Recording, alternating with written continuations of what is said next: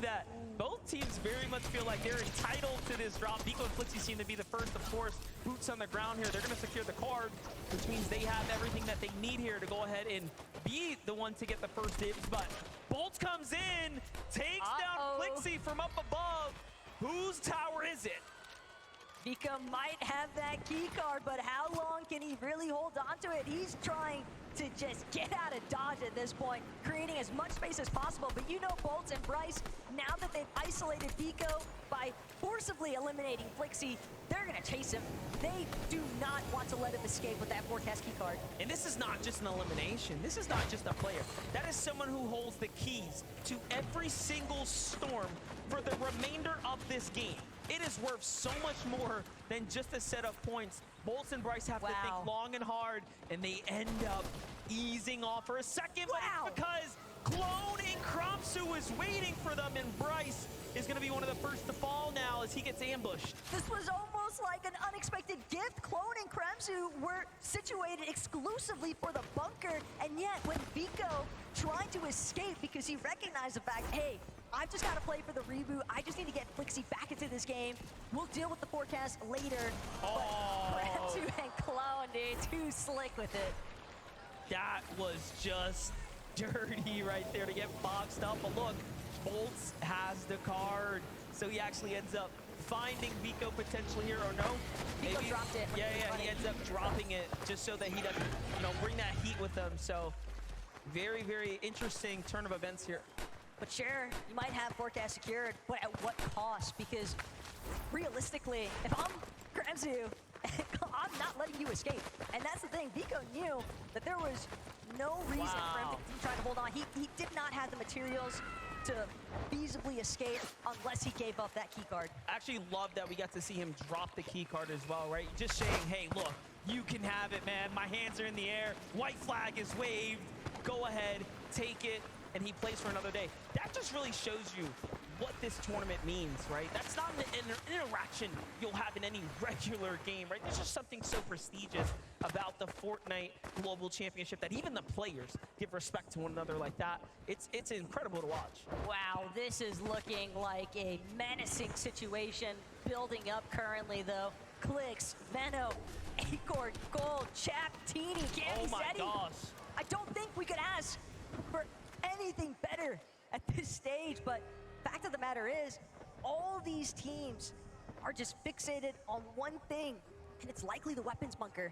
You hear it, it's opening up right now, and Clicks and Vino the first to fold as they recognize, hey, there are 4 teams here. This is not the greatest idea. They double back to the campfire. They'll get their chance at the bunker, right? They'll be able to pick up some scraps, get their attachments, but first, sit things out, let things settle. I like that flyby though, Janice and Pixie, so it looks like Janice's rescue mission was a success. He was able to make his way towards a reboot ban, but again, you have to start to wonder what kind of damage was he able to collect prior to losing Pixie.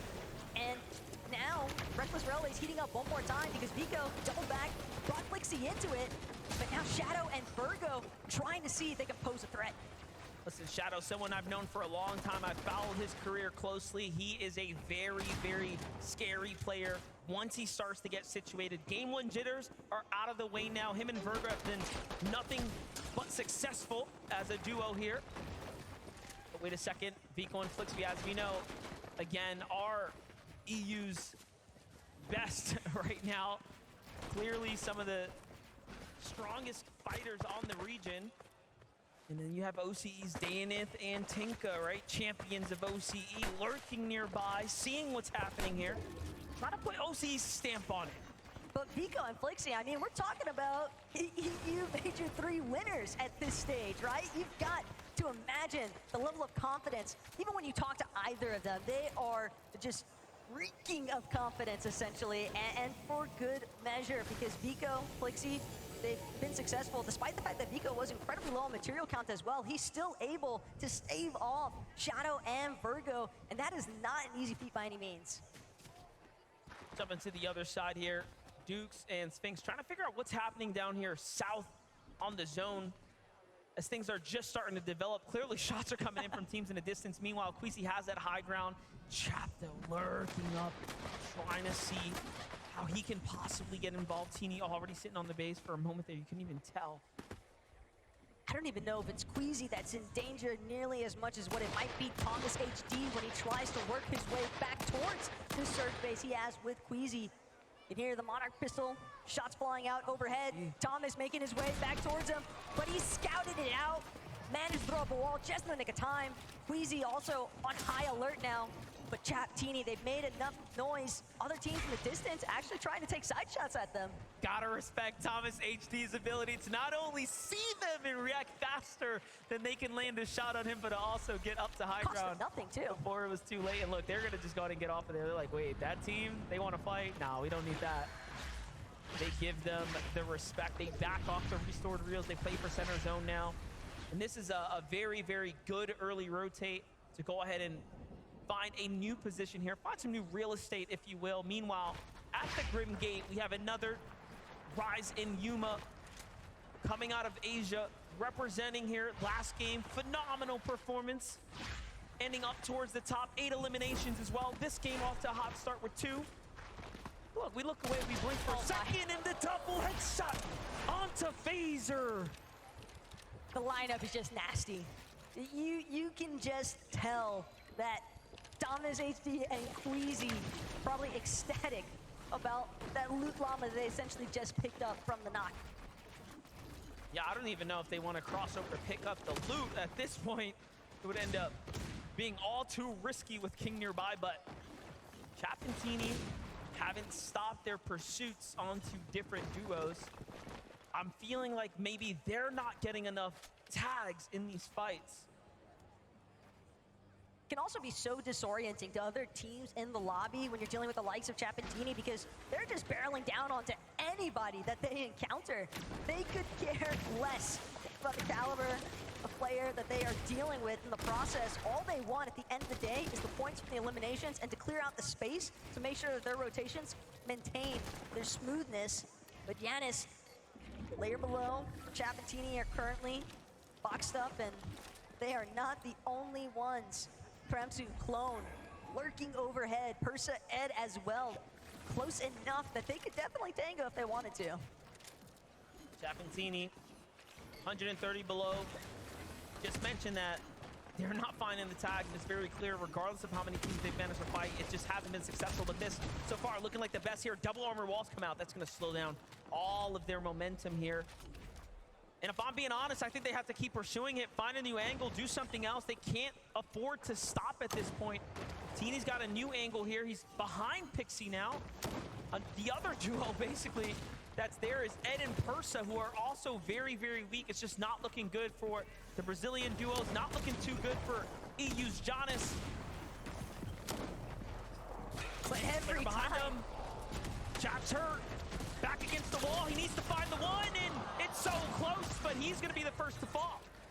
Pixie kind of reminding Chap, hey, we're familiar with each other for a reason, but Jonas and Pixie, they just had too much of an advantage, knowing that the Storm Surge was trickling in, essentially. It just put too much pressure onto Chap and Teeny.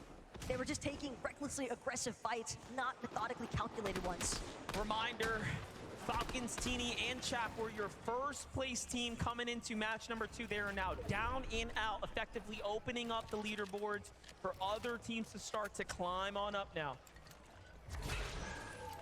Casper and Prism as well. I think that this is a duo that has really caught some pretty big attention given their recent performances in EU. Casper as well finds FKS in that flashback moment, but Janice, Pixie especially is in a really rough position, trying to deal with Quanti at the same time as well, but these two know they've just got to disengage. They need an opportunity to get that mech hit off, so Pixie will find a moment here, but Quanti still could pose a pretty big threat. All depends on how Janice and Pixie actually choose to leave from this current position. Take a look at Epic Whale Muzz right now, also below the Storm Surge here. They just need a little tag. You bring your focus down to that bottom right, that map. We're in zone 5 out of 12, right? So we're getting into the late part of the game. Things are gonna get to real small with the circle, and it's only gonna become more and more difficult if you're one of those teams that don't have heals. The problem is when you're also a team like Muzz and Epic, you had the shield, you had the white heals, but you're losing all of it because you're just underneath that Storm Surge. Finally, they'll manage to catch a break in the form of damage. And they'll look to try and see what they can scavenge here at the top of Rift Island. Surprisingly enough, mostly undisturbed. Little update there as Adapter and FKS fully eliminated, so 10th place is out, first place is out. Cammy and Seti not looking too great right here, below the damage threshold as well. Again, what that means is that Lightning Bolt is going to start coming down from the sky. They're going to start losing 25 HP over the course of time. Periodically, it'll start to add up. Flixie and Vico, this is why they're fighting all the teams, because they need to.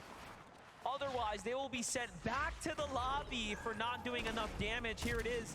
Vico gets slammed in on from 2 angles, but Cammy gets crushed by a devastating shot. Vico hits the one that he needs to. Meanwhile, Rise and Yuma jump into the mix here. This is our team in the lead here. Vico, though, is so good that he is putting up numbers up against every single region right now. It's still defending for his teammate. He's just trying to make sure that he can throw Flixie into a safe position. Revive is clearly on his mind. Armored walls are going to be sent out. Yuma, Rise, they're hoping that they can try to collapse, but I fear the moment has left them. Vico doing so much when it mattered most to hold his ground. And sure enough, the revive is a success. Flixie has been brought back into this battle, and that's going to cause Rise and Yuma to reconsider whether they actually want to take this engagement. And that was our current first and second place team.